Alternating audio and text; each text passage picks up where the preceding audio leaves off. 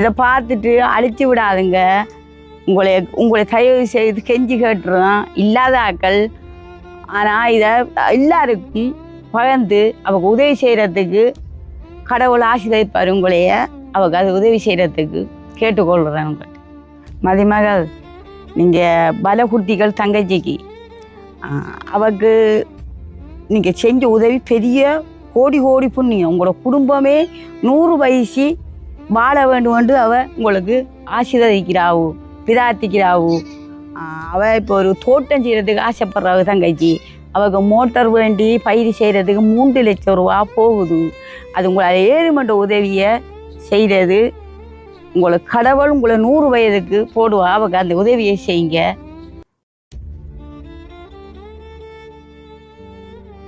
சொல்கிறேன், நான் இவ்வளவு தான் எனக்கு கதைக்கேளும் கதைச்சிருக்கிறேன். 7 மண்ட உதவியை செஞ்சு கொடுங்க. அவருக்கு இப்படி தான் கஷ்டம். 2 பிள்ளைகள் பேசுகிறல்ல, ஒரு பொடியன் பேசுகிற அவட புருஷன் அவருக்கு இல்லை. அவருக்கு இதை செஞ்சு கொடுங்க. நல்ல தம்பி, நல்ல வேலை செய்வார், எல்லாம் செய்வார். இவருக்கு செவிப்புலன் கொஞ்சம் குறைவு, பேச்சு திறன் குறைவு.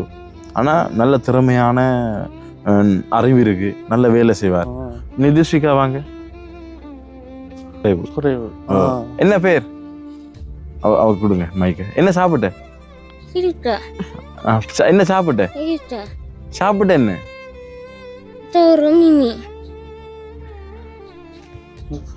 சாப்பிட்டதா?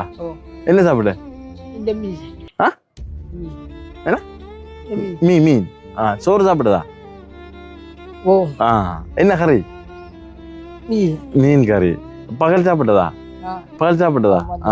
இவன் சொல்லி தரான் எல்லாத்தையும். இவன் தான் சொல்லி தரான். பாத்தீங்களா? இப்ப உங்களுக்கு விளங்கி இருக்குமென்னு நினைக்கிறேன். இப்படியான ஒரு குடும்ப பின்னணியில் தான் இந்த அம்மா இருக்காரு. நிதன்பா,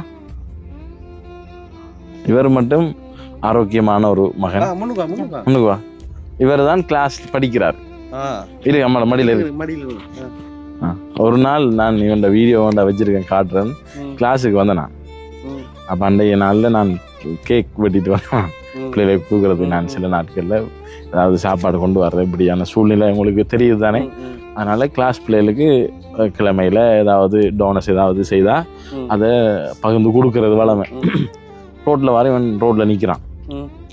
பார்த்தா ஒருவரும் இல்லை, ஈச்சம்பழ பேக்கோட நிற்கான்.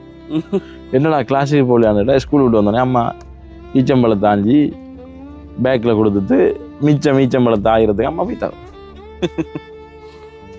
அப்ப கேட்டேன், இவன் எப்படி வியாபாரம் பண்ணுவான் இந்த வயசுல? ஆனா பொருளாதார பிரச்சனையினால, பொருளாதார சூழ்நிலையால அவ காட்டுக்கு போய் 1000 பழத்தை கொண்டு வந்து விற்கக்குள்ள டைம் ஆயிரும். கொஞ்சம் கொஞ்சமா கொண்டு வந்து இவர்கிட்ட பேக்ல போட்டு கொடுத்துட்டு இவங்க போயிடுவாங்க. உண்மைதானே சிஸ்டர்? அதை எப்படி, அதை சொல்லுங்க வடிவா.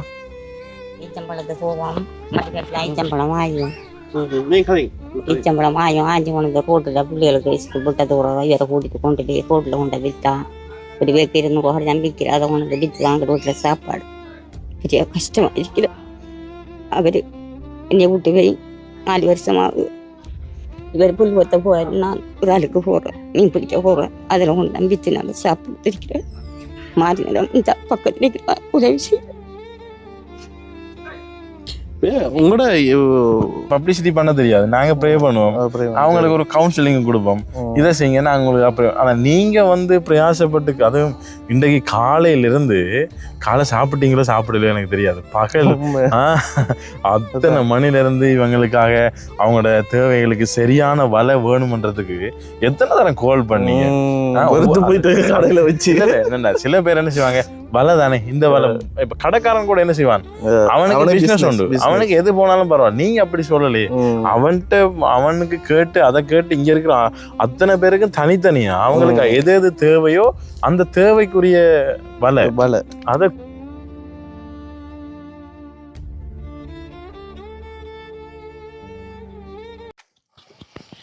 ரைட். இப்ப இது எத்தனாவது வலை பாஸ்டர்?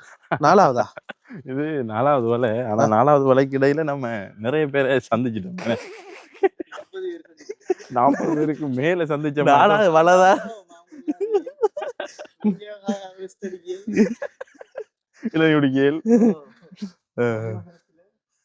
வெளியில இருப்போம். ஓகே. என்னடா நம்ம அந்த எல்லாரும் வளவும் வந்து பார்க்க பெருசா இருக்கு, வீடு சின்னனா இருக்கு. எங்களோட ஊர்ல எல்லாம் வந்து வளவு பார்க்க சின்னனா இருக்கு, வீடு வீடு பெருசா இருக்கு. அது மட்டும் இல்ல, என்னன்னா இங்க இருக்கிறவங்களுக்கு இன்னொரு பிரச்சனை இருக்கு. வீடுகள் எல்லாம் இந்த சுனாமி வந்திருக்கலாம். இங்க இருக்கிறவங்க சுனாமியை பத்தி எப்படி தெரியுமா சொல்றவங்க? தங்க சுனாமி சொல்றவங்க. தங்க சுனாமி ஏன்னா வீடு வந்தனாலயா? இல்ல, வீடு மட்டும் இல்லையே, வீடு கட்டுறது காசு அவங்களோட கையில தானே கொடுத்தவங்க. அந்த நேரம் இவங்க கரவளையில கிழமைக்கு 1500 ரூபா, 600 ரூபா, 600 ரூபா. அந்த கரவளையில சுனாமி நேரத்துல எவ்வளவு சிஸ்டர்? கரவளைக்கு எவ்வளவு கிழமைக்கு? 600 ரூபாயா 1200 ரூபாயா? 600 ரூபா காசு தான் கிழமைக்கு சம்பளம். அந்த நேரம் வீடு கட்ட சொல்லி கிழமைக்கு 10 லட்சம் அப்படி கொடுத்தா எப்படி இருக்கும்? இவங்களுக்கு அது தங்க சுனாமி. தங்க சுனாமி. அதுகளுக்கு எப்படி அதை கையாளுறன்னு தெரியாது. அந்த பணத்தை அதுல எப்படி அதை மேனேஜ் பண்றேன்னா அதுக்கு உண்மையா தெரியாது. தெரியாது. இப்ப நம்ம அன்றைக்கு அந்த கிளாஸ்ல இப்ப எப்படி தங்கத்தை வாங்கி பார்த்து இத்தனை கிலோல தங்கத்தை வாங்கி வச்சிருந்தா சரி, அவங்களோட நிலைமை வேற என்ன மட்டும் இல்ல. அப்ப நம்ம விஷயத்துக்கு வருவோம். என்னன்னா இவங்க வந்து கிளாஸுக்கு வந்த நேரம் இவங்க சொன்ன காரியம் இந்த அம்மா வாங்க கதிரை இருக்கு, கதிரை எடுத்து வாங்க, மற்ற கதிரை தாங்க. இப்ப அவன் சொன்னது வலை இல்லை அவங்களுக்கு, ஆனா மீன் பிடிக்க போறாங்க. நீங்க எப்படி கேட்டீங்க? இவங்க எல்லாம் அந்த கீழே நிலத்துல இறால் அப்படியே பதுங்கி இருக்கும், அதை தடவி அந்த மீசையை பிடிச்சா அப்படிதான். எப்படி அதை கொஞ்சம் சொல்லுங்களேன் வடிவா. இப்படி வாங்க, கொஞ்சம் ஸ்டாப் பண்ணாத. ஃபர்ஸ்ட் டைம் கிளாஸ்ல வச்சு இன்கொயரி பண்ற நேரம் 2 பேர் சொன்னாங்க நாங்க மீன் பிடிக்க போறோம். அதுல அந்த 2 பேரும் சொன்னாங்க நாங்க எங்கள்ட்ட வலை இல்லை. அப்ப நீங்க ஆச்சரியமா கேட்டீங்க எப்படி மீன் பிடிக்கிறது. அப்ப அவங்க சொன்னாங்க அதை எப்படி அந்த மீனை பிடிக்கிற நீங்க? மீனா இறாலா பிடிக்கிற நீங்க? கையால கையால சுராயை பிடிச்சி மடிக்குள்ள போடுறேன். மீனை வலை காட்டினா அதுல கடுகு கலட்டி பேக்குள்ள போடுறேன். பேக்குள்ள போடுறேன். ஆனா இறால் வந்து இறாலுக்கு உங்கள்ட்ட வலை இல்லை. அத கையால எப்படி அது தடவி இப்ப சும்மாவே அந்த என்ன பிடிச்ச இறாலே ஐஸ்ல இருக்குள்ளயோ இல்ல செத்து போன பிறகு அது நம்மளுக்கு குத்தும் மூஞ்சி. அது உங்களுக்கு எப்படி? அது குத்து வாங்கி வாங்கி போடுறோம். பழைய போயிட்டு பயம் இல்லை அதுக்கு. ஓடாதா அப்படி தடவைக்குள்ள? ஓடாதா? சிலர்கள் இருக்கும். அதெல்லாம் பிடிச்சது. இந்த பனிச்சங்கனி அந்த பாலம் இருக்கு தானே, அதுல ஒரு சில அம்மா மாதிரி இருப்பாங்க. அவங்களும் இந்த இறால் பிடிச்சி வச்சுட்டு இருப்பாங்க. அவங்களோட கையிலையும் பலம் இருக்காது, கையால தான் பிடிக்கிறேன். அவங்களும் கையால இல்லாட்டி அந்த துணிகளால வடிச்சுதான் பிடிக்கிறேன். அப்படிதான் வடிச்சுதான் பிடிக்கிறேன்னு. அதுதான் இவங்க. அது ஒரு சிலர் இருக்காங்க, அவங்களுக்கு காரணம் அந்த இறால் 1 கிலோ 2 கிலோ இறால் பிடிச்சிட்டு வந்தா அதுல வலை வாங்குறதுக்கு அவங்களுக்கு மிச்சம் இருக்காது. அடுத்தது அன்றைக்கு அந்த வாழ்வாதாரம் தான் அவங்களுக்கு அது போதுமானதா இருக்கு. அடுத்தது இவவை பற்றி சொல்ல போனா இவருக்கு 2 பிள்ளைகள் இருக்கு, 3 பிள்ளைகள். 3 பிள்ளைகள்ல 2 பிள்ளைகள் வலது குறைஞ்ச பிள்ளைகள். நிதர்சன் வாங்க. இவரு நல்ல நல்ல தம்பி, நல்ல வேலை செய்வார், எல்லாம் செய்வார். இவருக்கு செவிப்புலன் கொஞ்சம் குறைவு, பேச்சு திறன் குறைவு, ஆனா நல்ல திறமையான அறிவு இருக்கு, நல்ல வேலை செய்வார். நிதிஷ்விகா வாங்க, அங்கே வாங்க. அப்படி போங்க. இவருக்கும் பேச்சு திறன் குறைவு. என்ன பேர்? அவ கொடுங்க மைக்க. என்ன சாப்பிட்ட? என்ன சாப்பிட்ட? என்ன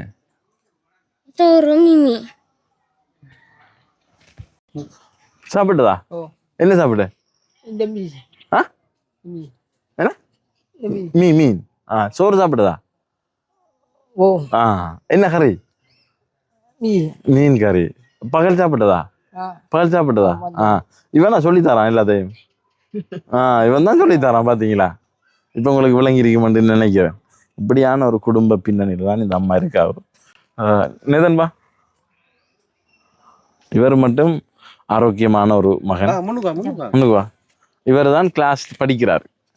இருக்கு அம்மா மடியில இருக்கு. ஒரு நாள் நான் இவன் வீடியோ வச்சிருக்கேன், காட்டுறேன். கிளாஸுக்கு வந்தேன் நான். அப்ப அன்றைய நாள்ல நான் கேக் வெட்டிட்டு வரேன் பிள்ளைகளுக்கு கொடுக்குறது. நான் சில நாட்கள்ல ஏதாவது சாப்பாடு கொண்டு வர்றேன். இப்படியான சூழ்நிலை உங்களுக்கு தெரியுது தானே. அதனால கிளாஸ் பிள்ளைகளுக்கு கிழமையில் ஏதாவது டோனஸ் ஏதாவது செய்தால் அதை பகிர்ந்து கொடுக்கறது வளமை. ரோட்டில் வர இவன் ரோட்டில் நிற்கிறான், பார்த்தா ஒருவரும் இல்லை, ஈச்சம்பழ பேக்கோட நிற்கான். என்னடா கிளாஸுக்கு போகலான்னுட்டா ஸ்கூல் விட்டு வந்தோடனே அம்மா ஈச்சம்பழத்தை தாஞ்சி பேக்கில் கொடுத்துட்டு ஈச்சம்பழத்தை ஆகிறதுக்கு அம்மா போய்த்தாங்க. அப்ப கேட்டேன், இவன் எப்படி வியாபாரம் பண்ணுவான் இந்த வயசுல? ஆனா பொருளாதார பிரச்சனையினால, பொருளாதார சூழ்நிலையால அவ காட்டுக்கு போய் 1000 பழத்தை கொண்டு வந்து விற்கக்குள்ள டைம் ஆயிரும். கொஞ்சம் கொஞ்சமா கொண்டு வந்து இவர்கிட்ட பேக்ல போட்டு கொடுத்துட்டு இவங்க போயிடுவாங்க. உண்மைதானே சிஸ்டர்? அதை எப்படி அதை சொல்லுங்க வடிவா. ஈச்சம்பழத்துக்கு போவோம், மார்க்கெட்டில் ஈச்சம்பழம் ஆயும், ஈச்சம்பழம் ஆஞ்சி கொண்டு ரோட்டில் பிள்ளைகளுக்கு ஸ்கூல் விட்ட தூரம் இவரை கூட்டிட்டு கொண்டு போய் ரோட்டில் கொண்டு விற்றா.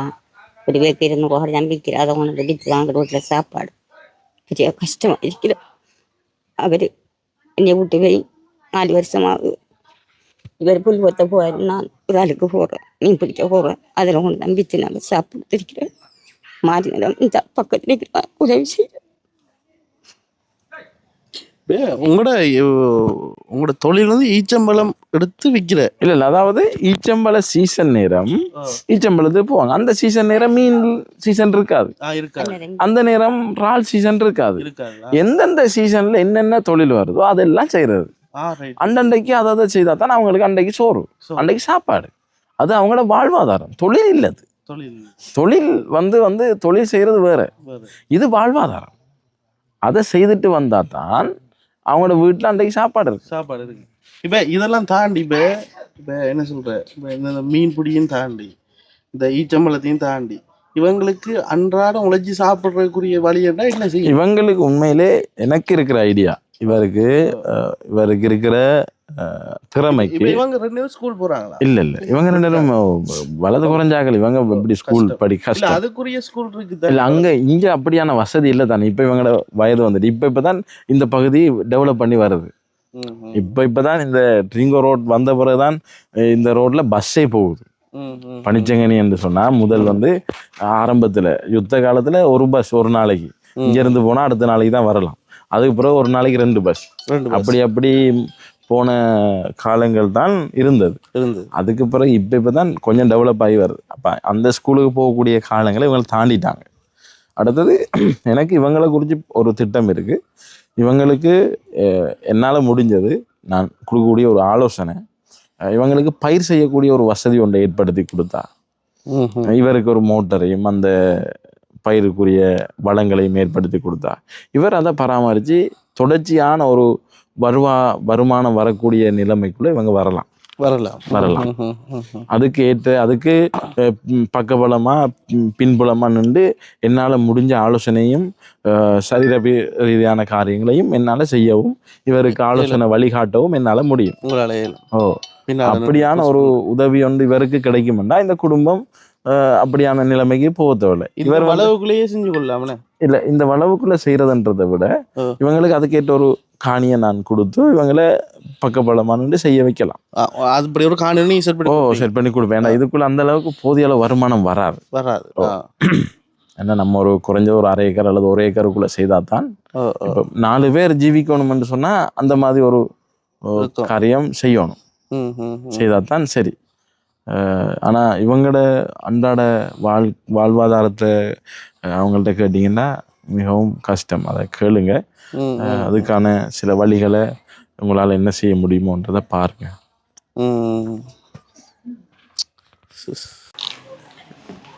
இந்த பலகந்த அக்காவுக்கு பெரிய நன்றி செலுத்துகிறோம். அவங்களோட குடும்பம், அவங்க சரி எல்லாரும் நல்லா இருக்கணும். இது மட்டும் இல்லை, அவங்க இன்னும் பெரிய இதாக இருக்கிறதுக்கு, எல்லா மக்களுக்கும் உதவி செய்கிறதுக்கு, அவங்க பெரிய இதாக செய்கிறதுக்கு இது செய்யணும் அவங்க.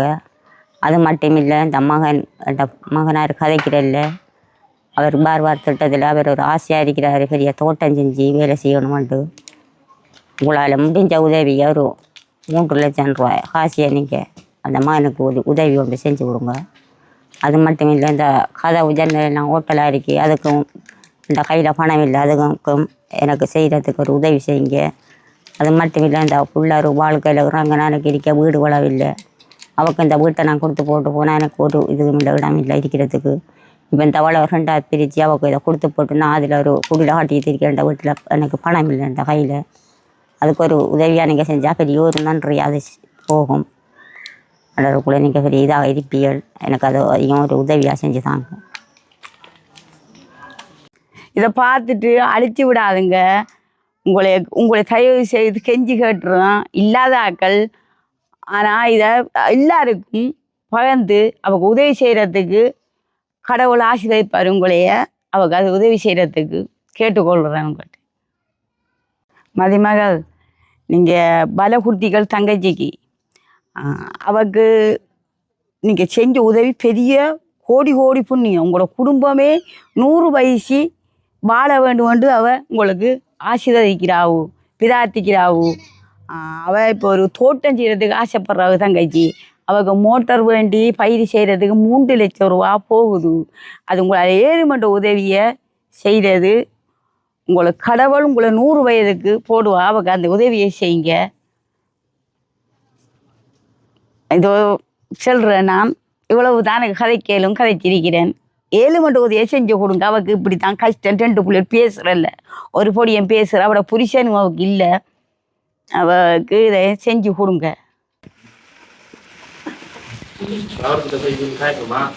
தந்த அக்காவுக்காக நன்றி சொல்லுறேன். மதிய அக்காவுக்கு அவங்க தந்த மிக உதவியாக இருக்கும். நாங்கள் இல்லாமல் தான் இருந்தோம். நாங்கள் ஆற்றுக்கு போகிறதுக்கு உதவி செஞ்சதுக்கு மிக்க நன்றி. அவங்க நல்லா இருக்கணும். உதவி செஞ்சதுக்காக அவங்க பிள்ளைகளோட அவங்க அம்மா அப்பாவோட எல்லாரோடையும் நல்லா இருக்கணும். நன்றி. மக்களே ஃபைனலாக வந்து பார்த்தீங்கன்னு சொன்னால் எனக்கும் பாஸ்டருக்கும் இதுக்கு பிறகு அந்த ஃபோனில் வந்து பேட்டரி என்று லெவல் 2 ஒன்று இருக்கும். அந்த லெவல் வந்து அப்படியே குறைஞ்சிட்டு போகும். அந்த முகத்தில் வடிஞ்சு வர வேறு வெளியே விளக்கும். அந்த நம்ம வந்து எவ்வளோ பாடுபட்டிருக்கோம் அப்படின்னு சொல்லி எவ்வளோ பிரயாசப்பட்டிருக்கோம். ஆனால் அந்த பிரயாசத்துலேயும் அதில் இருக்கிற அந்த ஒரு ஹாப்பினஸ் வந்து கிடைக்காதானே. அந்த கஷ்டமாக இருக்கும், போக்குள்ள கஷ்டமாக இருக்கும். இனி அவங்களுக்கு அதை கொடுத்து அவங்களோட முகத்தில் அதை சிரிப்பை பார்த்து அவங்களுக்கு ஒரு ஹாப்பியாக வந்து கொடுக்கக்குள்ள சரியான ஒரு சந்தோஷமாக வந்து இருக்கும். உண்மையாக நாங்கள் நினச்சி கூட பார்க்கல. 9 மணிக்கு தொடங்கின பயணம். அதுக்கு பிறகு போய் நாங்கள் எல்லோரும் அப்படியே சாப்பிட்டு அதுக்கு பிறகு வந்து ஒவ்வொரு வீட்டாக போய் ஒவ்வொரு மக்களோட பிரச்சனையும் பார்த்து பொறுமையாக நின்று அப்பா பாப்பா இந்த இருக்கிற வீடியோ வந்து நீங்கள் ஒரு ஜஸ்ட் ஒரு பிளேட்டில் சோறை போட்டுட்டோ இல்லாட்டி ஒரு ஏசி ரூமில் இருந்துட்டோ இல்லாட்டி காரோடக்குள்ளே நீங்கள் எப்படியோ ஒரு வகையில் பார்ப்பீங்க. ஆனால் ஸ்கிப் பண்ணிட்டு சில பேர் ஓடிடுவீங்க. ஆனால் இந்த இருக்கிற அவ்வளோ பேருக்கும் இந்த 5 குடும்பம் 5 ரகம் மட்டும் சொல்லலாம். அதுல ஒரு சிலர் கதைக்கிறாங்களும் இல்லை. உண்மைதான், அவங்களுக்கு கதைக்க தெரியாது. இப்படி ஒரு ஃபீலுக்குள்ள அவங்க போனதில்லை. அதனாலதான் அவங்களுக்கு அது. இப்ப சிலர் வந்து இப்படியான டொனேஷன் வாங்கி தேங்க்ஸ் பண்ணி பழகிருப்பாங்கன்றா வேற விஷயம். இவங்களுக்கு அந்த ஃபீல்டு ஒன்று இல்லாததுனால அவங்க அதை உணர்றாங்க. வெளிப்படுத்த வார்த்தையில் அவங்க சொல்ல தெரியல, எக்ஸ்பிளைன் பண்ண தெரியுது இல்ல. அதாவது டிஸ்பிளே கண்ணால பாக்குற எங்களுக்கு விளங்குது, அவங்களுக்கு கஷ்டம் இருக்கு என்று சொல்லி விளங்குது, பாஸ்டருக்கும் விளங்குது, பவித்ருக்கும் விளங்குது, வந்த எல்லாருக்கும் விளங்குது. ஆனா அத எப்படி உங்களுக்கு நாங்க எடுத்து சொல்றோம் எங்களுக்கு இருக்கிற பிரச்சனை, எங்களுக்கு உள்ள பெரிய மகா பிரச்சனை. அவங்க கதைங்கன்னு சொன்னா சரி நன்றி தம்பி, ஓகே தேங்க்யூ தம்பி என்று போட்டு இருக்கிறாங்க. ஐயோ அப்பா அப்படி கதைக்காதீங்கப்பான்னு சொல்லி அவங்களோட என்ன செய்யற நீ அவங்கள சூழ்நிலை இதுல இருந்துதான் அவங்களும் இருக்கிறாங்க. முடிஞ்ச அளவு நான் வந்து யோசிச்சேன். இப்ப நான் பாஸ்டரை கூட சொன்னேன், நான் இனி வார காலங்களில் இங்க ஒரு ரூமை சரி போட்டுட்டு இருந்துட்டு ஃபுல்லா வேண்டாம். இங்க தேவைன்றது வந்து கடல் மாதிரி இருக்கு. ஏண்டா வாகர பிரதேசம் தான் வந்து கூடுதலாக வந்து பின்தங்கிய கிராமங்கள்ல இருக்கிற விஷயம். ஆனா கூட நீங்க பெட்டி பாய்ஸ் இந்த நீங்க தான் இதை ஷூட் பண்றீங்கன்னு நான் இப்போ வரைக்கும் பார்க்குறேன். வாகரையில் இருக்கிற தேவைகளை ஷூட் பண்ணி அதுக்கு டொனேஷனை எடுத்து இவங்களுக்கு மக்களுக்கு சேவை செய்ததை நான் இது வரைக்கும் பெரிய அளவில் கண்டதில்லை. ஆனாலும் ஒரு சில செய்திருக்காங்க. கடந்த ஒரு சில வருடங்களுக்கு முதல்ல என்னோட ஒருவர் பயணிச்சார். அவர் வந்து இப்படி யூடியூப் இல்லை, ஆனால் நிறைய ஹெல்ப் பண்ணார். ஒரு தரம் அவரோட போனதுக்கு பிறகு தான் தெரியும், வாகரையில் ஒரு தம்பி கிளாஸ் இல்லை, ஒரு எக்ஸ்ட்ரா கிளாஸ் ஒன்றும் இல்லை, ஸ்கூலில் படித்து பாஸ் பண்ணியிருக்கான் ஹொலசின். அதே மாதிரி இந்த பனிச்சங்கனி ஸ்கூல்லையும் இப்போ ஒரு 3 வருஷத்துக்கு முதல் எந்த ஒரு எக்ஸ்ட்ரா கிளாஸ் இல்லை, ஸ்கூல் கிளாஸ் ஸ்கூல் அந்த டீச்சர் எடுத்த கரிசனையில 2 பிள்ளைகள் பாஸ் பண்ணாரு. சரி. அதை நான் ஒரு பாஸ்டருக்கு எனக்கு தெரிஞ்ச ஃப்ரெண்ட்லியா இருந்த பாஸ்டருக்கு அவர்கிட்ட ஒரு ரிக்வெஸ்டா சொன்னேன், இப்படி பாஸ் பண்ண பிள்ளைகள் நம்ம கொஞ்சம் ஏதாவது ஒரு மோட்டிவேஷன் அவருடைய செலவுல பைசிக்கிள் 2 தந்தாரு. அதை நாங்க அந்த 2 பிள்ளைகளும் கொடுத்தாங்க. அதை கொடுக்குற நேரம் பிரின்சிபல் ஸ்கூல் எல்லாம் சேர்ந்து பெரிய ஒரு ஃபங்க்ஷன் அதை எடுத்திருந்தாங்க. நாங்க அப்படி நினைக்க கூட இல்லை. அந்த மாதிரி சில காரியங்கள் இங்க இருக்கிறது வெளியில போறது இல்லை. அதுக்குரிய தளமும் இல்லை, சந்தர்ப்பமும் இல்லை. இப்ப நாங்க கூட நீங்க வரலாட்டி இதை கூட நாங்க என்ன செய்ய போறது இல்லை.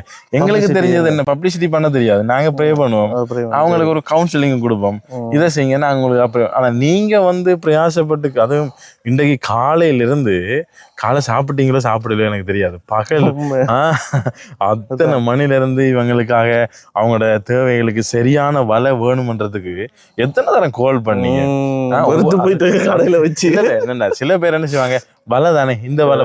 இப்ப கடைக்காரன் கூட என்ன செய்வான், அவனுக்கு பிசினஸ் உண்டு, அவனுக்கு எது போனாலும் பரவாயில்ல. நீங்க அப்படி சொல்லலையே, அவனுக்கு கேட்டு அதை கேட்டு இங்க இருக்கிற அத்தனை பேருக்கும் தனித்தனியா அவங்களுக்கு எது எது தேவையோ அந்த தேவைக்குரிய வலை அதை கொடுத்து ஏன்னா நமக்கு இந்த பாஸ்டருக்கும் அனுபவம் இருக்குமான்னு தெரியல. எனக்கு வலையை பத்தி அனுபவமே இல்லை, மீன்பிடியை பத்தி அனுபவமே இல்லை, சாப்பிட்ட அனுபவம். நம்மளை கொண்டு போயிட்டு திடீர்னு மீன் விலையை வாங்கினா அதுல போய் பார்த்தா அதுக்கு பிறகு தெரியுது கடல் மீன் வாங்கித்தான் பழக்கம், மீனுக்கு வலை வாங்கி பழக்கம் இல்லை. நண்டு பிடிக்கிற கொண்டு இருக்கு, மீன் பிடிக்கிற கொண்டு இருக்கு, கடல் ஒரு சைஸ் இருக்கு, ஒரு நம்பர் இருக்கு, அது ஒரு அது நமக்கு அது பெரிய ஒரு எக்ஸ்பீரியன்ஸ். அப்படி இருக்கிறதுனால நீங்க வந்தது பெரிய உதவி, பெரிய ஒரு பெரிய காரியம். உண்மையிலே நாங்க உங்களை வாழ்த்து. மாலை எடுத்துட்டாங்க, போடுங்க மாலை. என்ன தங்கத்துல அல்லது வெள்ளில எப்படி? சரியா? அவ வந்து என்னடா பாஸ்டர் வந்து உண்மையாவே நாங்க அந்த லண்டன் நாட்டுல இருக்கிற மதிய நிறைய பேர் வந்து வாழ்த்துக்கள் தெரிவிச்சிட்டாங்க. இருந்தாலும் நாங்களும் சேர்ந்து வாழ்த்துறோம். கடவுளுடைய அருள், கடவுளுடைய சாந்தி, சமாதானம் நிறைந்த ஒரு சந்தோஷமான வாழ்க்கை உங்களுக்கு கிடைக்கணும்னு நாங்களும் வாழ்த்துறோம். நாங்களும் உங்களை ஆசீர்வதிக்கிறோம். பிதா குமாரன் இயேசுவின் நாமத்திலே நாங்கள் உங்களை வாழ்த்தி ஆசீர்வதிக்கிறோம். கர்த்தர் உங்களை ஆசீர்வதிப்பார். உங்களுடைய குறைவுகள், உங்களுடைய தேவைகளை கர்த்தர் சந்திப்பார். உங்களுக்கு ஆரோக்கியமும் சௌக்கியமும் கிடைக்கணும் என்று நாங்கள் இறைவனை பிரார்த்திக்கிறோம்.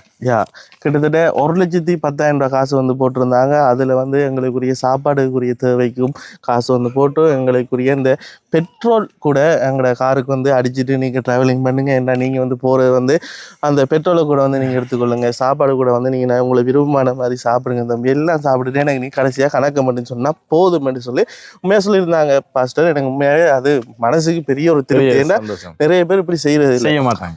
இவங்கட இது என்னன்னு சொன்னா, நீங்களும் போறீங்கன்னு சொன்னா நீங்களும் கஷ்டப்படுறீங்கன்னு சொல்லி எனக்கு விளங்கும்.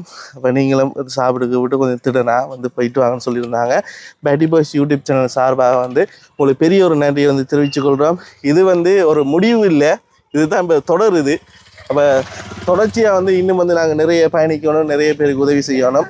உண்மையாகவே நம்ம வந்து ஒரு கஷ்டப்பட்ட ஆளுக்கு வந்து நாங்கள் உதவி செய்யக்குள்ள வந்து அதை வந்து கடவுளுக்கு ஒரு கடன் கொடுக்குற மாதிரி ஒரு இதுதான். அதை வந்து கர்த்தர் கடவுள் நீங்கள் யாரை கும்பிட்டாலும் சரி, அந்த கடவுள் உங்களுக்கு ரெட்டிப்பாக வந்து அதை தருது. நீங்கள் ஒரு ஏழைக்கு வந்து உதவி செய்கிறீங்கன்னு சொன்னால் அந்த இருக்கிற விஷயம், அந்த இருக்கிற புண்ணியமாக இருக்கலாம், அதுக்குரிய பிரதிபலனாக இருக்கலாம், அது வந்து உங்களுக்கு ரெட்டிப்பான முறையில் வந்து திரும்பி கிடைக்கும். அது கிடைக்கக்குள்ள உங்களுக்கு தெரியும், ஓஹோ நாங்கள் இப்படி ஹெல்ப் பண்ணியிருந்தாங்க, அது வந்து இப்படி ஒரு விதத்தில் புண்ணியமாக வருதான்னு சொல்லி. இந்த காலத்தில் நிறைய பேர் வந்து ஹெல்பிங் மைண்டே இல்லாமல் போயிட்டு, என்னென்னா நாங்கள் உழைக்கிறோம், நாங்கள் சந்தோஷமாக இருக்கிறோம், இன்னொருத்தனுக்கு நாங்கள் ஏன் உதவி செய்யணும் என்ற ஒரு காலகட்டம் இப்போ வந்து கொண்டிருக்கு. இப்போ இந்த ஜென்ரேஷனும் சரியான ஒரு புலியான ஒரு விதத்தில் வந்து எல்லாரும் போய் கொண்டிருக்கிறாங்க. இப்படிப்பட்ட காலகட்டத்தில் இப்படியான உறவுகள் இருக்கிறாங்கன்னு சொல்லி நாங்கள் நினைக்கல. கடவுளுக்கு வந்து பெரிய ஒரு நன்றி தெரிவிச்சு உங்களையும் வாழ்த்தி கொண்டு, நீங்க சொன்னது போல ஒரு சின்ன கதை நான் உங்களுக்கு சொல்றேன். முதல் ஆரம்பத்துல எங்களை வளர்த்த எங்களோட பெற்றோர்லாம் என்ன செய்வாங்க, ஒரு தர்மம் செய்யற நேரம் எங்கட கையில அந்த கொடுங்க, இத அவங்களுக்கு கொடுங்க, தர்மம் வாங்க வரவங்களுக்கு இதை கொடுங்கன்னு சொல்லுவாங்க. இப்ப தர்மம் கேட்க வரவங்களுக்கு பிள்ளைகளை ஒழிச்சு போட்டு இவங்க ஒண்ணு கொடுப்பாங்க. நான் உங்களுக்கு சொல்றது விட, அதாவது அந்த தர்மம் என்ற சப்ஜெக்ட் வந்து இப்ப நம்ம சமுதாயத்திலிருந்து அப்படியே மறைக்கப்பட்டு போகுது. அப்படி இருக்கிற நேரம் உண்மையிலே நீங்க செய்தது மிகப்பெரிய ஒரு தேவையுள்ள ஜனங்களுக்கு தேவையுள்ளவர்களுக்கு செய்தது மிகப்பெரிய ஒரு உதவி. துளி கூட நீங்க சந்தேகப்படுறீங்க தேவையில்ல, ஒரு துளி கூட நீங்க யோசிக்க தேவையில்ல. நீங்க செய்த உதவி 100% கஷ்டப்பட்ட குடும்பத்துக்கே போயிருக்கு. அடுத்தது வீடியோ மட்டும் இல்ல, அந்த நீங்க செய்ததுல மிகப்பெரிய உதவி என்னன்னா, அந்த கிளாஸ் படிப்பிக்கிற பிள்ளை எந்த ஒரு பிரதிபலனும் இல்லாம அந்த பிள்ளைகளுக்கு 4 நாள் தொடர்ந்து 1 மணித்தியாலம் 1.5 மணித்தியாலம் படிப்பிக்கிறா. அவ எந்த ஒரு சேலரியோ அது ரிக்வெஸ்டோ இல்லாம தான் அதை படிப்பிச்சா. அதனால அவக்கு அது கிடைச்சது பெரிய வரப்பிரதாசம். அதுக்காக அவ மனசார உங்களை வாழ்த்துவா. அது ஒவ்வொரு நேரம் தைக்க நேரம் இந்த அக்கா மதியக்கான்ற அந்த ஒரு அந்த மைண்ட் அவருக்கு இருக்கு. அது மட்டும் இல்ல பாஸ்டர், நான் அவர்கிட்ட பர்சனலா ரிக்வெஸ்ட் பண்ணேன். அவர் லண்டன் நாட்டுல இருக்கிற ஒரு வருஷத்துல ஒரு 3 தடவை 4 தடவை ஸ்ரீலங்கா வந்துட்டு போறாரு. அப்ப கட்டாயம் வந்தா நீங்க ஹெல்ப் பண்ணாக்குற வீட்டை நீங்க போய் விசிட் பண்ணி பார்க்கலாம் அப்படின்னு சொல்லிடு. உங்களோட பிசினஸுக்கு இப்போ வந்து பாத்தீங்கன்னா பாஸ்டர் வந்து டிராவலிங் என்ன டூரிசம் வந்து செய்யுது. பாஸ்டர் வந்து வேன் இருக்கு, கார் இருக்கு. நான் வந்து பாஸ்டர் வந்து எந்த ஊழியம் எனக்கு ஒரு தனிப்பட்ட ஒரு பிசினஸ் இருக்கு. அதுலதான் நான் ரன் பண்ணி கொண்டு உங்களோட வாழ்க்கை என்னுடைய பிள்ளைகளுடைய தேவைகள் அதெல்லாம் அது என்னுடைய பிசினஸ் மூலமா அது கடவுள் கொடுத்த ஒரு ஈவு. அது என்னால வந்தது இல்ல. எந்த பிசினஸ்ல பங்கு கொள்ள உங்களுக்கு விருப்பம் இருந்தா என்னோட ஜாயின் பண்ணிக்கோங்க. பாஸ்டர் நம்பரை கரெக்டா நான் போட்டு விடுறேன். அதாவது நீங்க ஏர்போர்ட்ல இருந்து வெளிநாட்டுல இருந்து யாரா இருக்கலாம், சரியா? நான் இந்த லண்டன் மதியக்கா சொல்ல வெளிநாட்டுல இருந்து நீங்க யாரு பார்த்து நீங்களா இருக்கலாம். வெளிநாட்டுல இருந்து நீங்க இப்ப ஏர்போர்ட்டுக்கு வாரீங்கன்னு வைக்கணும், கொழும்பு ஏர்போர்ட்டுக்கு வந்தீங்கன்னு சொன்னா உங்களை அப்படியே பவா மாதிரி தூக்கி இருக்க வச்சு உங்களுக்குரிய நீங்க எந்த ஹோட்டலுக்கு போகணுமோ அந்த ஹோட்டலுக்கு கொண்டு போய் உங்களை ஸ்டே பண்ண வச்சு உங்களுக்கு சாப்பாடு வாங்கி தந்து ஃபுல் பேக்கேஜ் தரலாம். உங்களுக்கு அதாவது ஒரு 5 days இருக்க போறீங்களா, இல்லாட்டி 1 கிழமை இருக்க போறீங்க, 1 மாசம் இருக்க போறீங்கன்னு சொன்னா நம்மள பாஸ்டரை கால் பண்ணி கதைக்கலாம். அவர் கதைக்குள்ளேயே விளங்கும் அவர் எப்படிப்பட்ட ஒரு ஆள்னு சொல்லி விளங்கு. இதை தவிர நான் மார்க்கெட்டிங் செய்ய கதைக்கு ஒரு மனுஷனை வந்து பார்த்தா விளங்குற இல்லையா அவ்வளவுக்கு. நீங்க கால் பண்ணி சரி, அதான் நீங்க கால் பண்ணி கதைச்சு உங்களுக்குரிய அந்த புக்கிங்கை வந்து புக் பண்ணி மிகவும் கம்ஃபர்டபுளாக வந்து நீங்கள் போகலாம் அப்படின்னு சொல்லி கொண்டு இது ஒரு சின்ன ஒரு அட்வர்டைஸ்மெண்ட் ஹெல்பிங் ரைட். இதோட இந்த வீடியோ முடிச்சுக்கொள்ள மக்களே. கன நேரமா நிறைய பேர் எங்களை வந்து பார்த்து கொண்டு இருக்காங்க. நான் நடு ரோட்ல இருந்து காய்ச்சி நான் இன்னொரு சின்ன ரிக்வெஸ்ட் உண்டு. எங்களோட கிளாஸ் அந்த படிப்பிக்கிறதுனால தானே அவருக்கு ஒரு சின்ன சப்போர்ட் உண்டு செய்தீங்க தையல் மிஷின். இந்த கிளாஸுக்கு வர்ற பிள்ளைகளுக்கு ஒரு வாஷ்ரூம் அப்படி அந்த மாதிரி சில தேவைகள் இருக்கு. இதையும் பரந்த மனசோட யாராவது ஸ்பான்சர் பண்ண முடியுமா இருந்தா எங்களுக்கு பெரிய உதவியா இருக்கும். அந்த பிள்ளைகள் இலவசமா தான் நாங்க எங்களோட இடத்தை திறந்து கொடுத்துருக்கோம். அந்த டீச்சர் வந்து இலவசமா படிப்பிக்கிறா. அதே போல இன்னும் நிறைய பேர் வரணும்னு சொன்னா தண்ணி வசதி இல்லாம இருந்தது. அது இப்ப போன வாரம் தான் நாங்க அதை கம்ப்ளீட் பண்ணோம். குடிநீருக்காக வாஷ்ரூம் பிரச்சனைகள் ஒரு சில தட்டுப்பாடுகள் இருக்கு. அதை செஞ்சு கொள்றதுக்கு யாராவது முன் வருவாங்களா இருந்தா பரந்த மனசோட நாங்களும் மதவங்களை வர வைக்கிறோம். எங்களுக்கு உதவி பெரிய ஒரு உதவியா இருக்கும். அதுவும் கட்டாயம் பிள்ளைகள் வந்து படிக்கிற இடத்துல வந்து ஒரு மனசுல கூட வாஷ்ரூம் எல்லாம் வந்து கட்டாயம் வந்து இருக்க வேண்டிய ஒரு தேவை. பாபம் இந்த வீடியோ வந்து பாக்குறவங்க எல்லாமே உங்களுக்கு நான் சொல்ல தேவையில்ல, எல்லாமே ஆண்டவர் கையில தான். ஆண்டவர் நினைச்சால் எல்லாம் மாறும். அடுத்த நிமிஷமே வறண்ட இடங்கள் எல்லாம் செழிப்பாக மாறுறதுக்குரிய வாய்ப்புகள் நிறைய இருக்கு. சரியா? அப்ப நாங்க நம்பிக்கையோட ஜோதில வச்சுட்டு காத்திருப்போம். நம்ம அந்தந்த நேரங்கள் வரக்குள்ள அதுக்குரிய எல்லா வேலையும் நடக்கும். அதாவது அந்த ஒரு வசனம் ஒன்று இருக்கு தானே, உண்ட தேவைக்காக ஜெபிக்கிறத விட நீ இன்னொருத்தண்ட தேவைக்காக ஜெபி, உண்ட வீட்டுல இருக்கிற குறைகள் எல்லாம் நீரும் என்ற மாதிரி எல்லாம் மாறும். பாஸ்டருக்கு பிரசங்கம் எடுத்துட்டு பாத்தீங்களா? என்னன்னா உங்களோட எப்படி வர்றேன்னு பாஸ்டர் மாதிரி பழகிறேன், ஒரு சகோதரன் மாதிரி தானே பழகிறேன். இப்ப நீங்க அன்றைக்கு ஒரு நாள் எங்களோட ப்ரோக்ராம்ல வந்து கலந்துக்கணும். எங்களோட மினிஸ்ட்ரி எப்படின்னு உங்களுக்கு தெரியும். அதனாலதான் நாங்க ஓப்பன் ஹார்ட்டா உங்களோட பேசுறோம். ஓகே, எனிவே இந்த யூடியூப் இந்த நிகழ்வை பார்க்குற அனைவரையும் நாங்க வாழ்த்துறோம், ஆசீர்வதிக்கிறோம். ஓகே, பாய் மக்களே. இதுக்கு கதைக்கெல்லாம் தொண்டை தண்ணி வத்திட்டு பாய். God bless you.